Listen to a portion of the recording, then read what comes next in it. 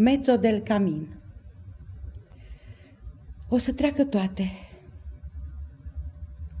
O să treacă și viața. Și zmeul zmeilor n-a mai venit.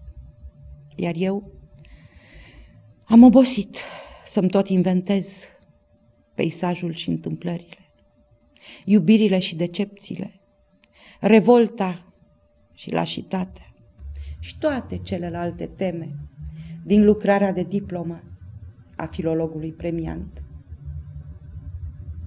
Eu, care locuiesc în somptuoasa singurătate a ficțiunii, plângând cu ajutorul cuvântului lacrimă și iubind cu ajutorul altui cuvânt.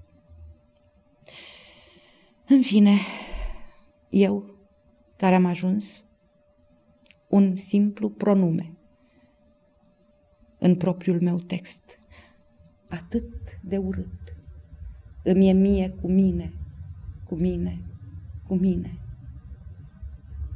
Și atât mie de dor de un monstru tăcut, de o fiară tristă, de o ființă vie, de altundeva decât de la mine, din poezie.